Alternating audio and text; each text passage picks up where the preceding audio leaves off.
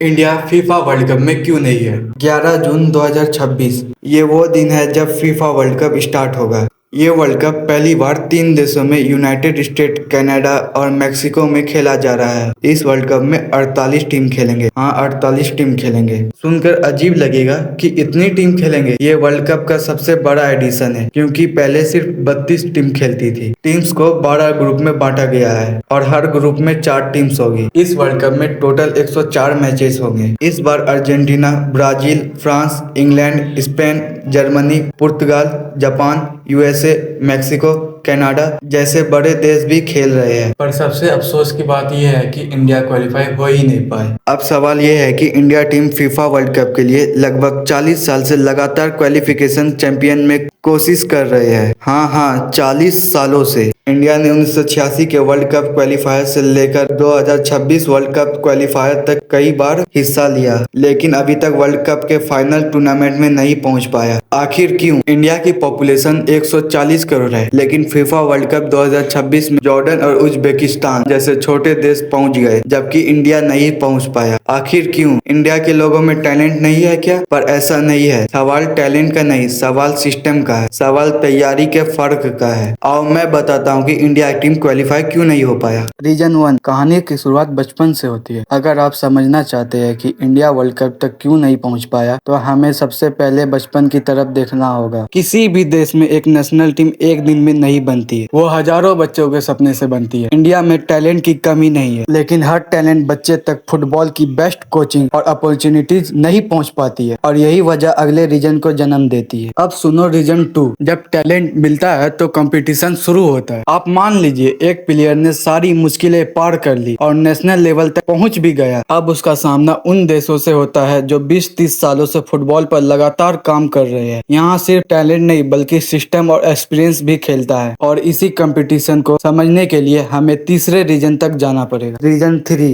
Experience एक दिन में नहीं मिलता। बड़े फुटबॉल देशों के प्लेयर हर साल वर्ल्ड क्लास टूर्नामेंट खेलते हैं। हर मैच उन्हें कुछ नया सिखाता है। इंडिया के प्लेयर भी मेहनत करते हैं, लेकिन इंटरनेशनल एक्सपोज का गैप कभी कभी मैच के सर्कुलर मोमेंट में नजर आता है, और जब एक्सपोजर कम हो जाता है तो एक और चैलेंज सामने आता है। रीजन 4, प्रेशर के सामने फैसले बदल जाते हैं। वर्ल्ड कप क्वालिफायर में हर मैच फाइनल जैसा होता है। एक छोटी सी गलती, एक मिस चांस या एक डिफेंसिव एरर पूरे चैंपियन को बदल सकता है। जब टीम पर करोड़ों लोगों की उम्मीद होती है, तब प्रेशर और भी बढ़ जाता है, और इसी प्रेशर की वजह से हमें पांचवे और आखिरी रीजन को समझना पड़ता है। रीजन 5, वर्ल्ड कप सिर्फ 90 मिनट का खेल नहीं है। लोग अक्सर सोचते हैं कि इंडिया कुछ मैचेस जीत लेता तो क्वालिफाई कर जाता, लेकिन उसे ये नहीं पता कि वर्ल्ड कप क्वालिफिकेशन सालों की प्लानिंग, डेवलपमेंट और कंसिस्टेंसी का रिजल्ट होता है। जब पहले 4 रीजन एक साथ जुड़ते हैं, ग्रास रूट, कंपटीशन, एक्सपीरियंस और प्रेशर, तब जाकर के फाइनल रिजल्ट बनता है। इसीलिए इंडिया क्वालिफाई नहीं कर पाया, लेकिन इसका मतलब टैलेंट की कमी नहीं है। सच ये है कि सफर अभी चल रहा है, और हर साल इंडिया फुटबॉल में पहले से ज्यादा मजबूत हो रहा है। जब फीफा वर्ल्ड कप 2026 शुरू होगा, दुनिया के सबसे बड़े स्टेडियम में लाखों फैंस अपनी टीम को देखेंगे, लेकिन 140 करोड़ लोगों का देश भारत सिर्फ टीवी के सामने बैठा होगा। सबसे दर्द की बात ये नहीं कि हम हार गए, दर्द इस बात का है कि एक बार 1950 में वर्ल्ड कप का मौका मिलने के बाद भी हम उस मंजिल तक दोबारा कभी नहीं पहुंच पाए। शायद टैलेंट की कमी नहीं थी, कमी थी सही सिस्टम, सही प्लानिंग और सही डायरेक्शन की। लेकिन कहानी यही खत्म नहीं होती, क्योंकि हर फुटबॉल पावर हाउस कभी न कभी जीरो से ही शुरू होता है। सवाल ये है कि अगला वर्ल्ड कप देखते वक्त भी हम सिर्फ दर्शक रहेंगे, या फिर एक दिन दुनिया भारत को भी उस मैदान पर खेलते हुए देखेंगे। अगर आपको ये वीडियो अच्छा लगा तो लाइक एंड सब्सक्राइब जरूर करिएगा, और कमेंट में बताइएगा अगला वीडियो किस चीज पे बनाऊं।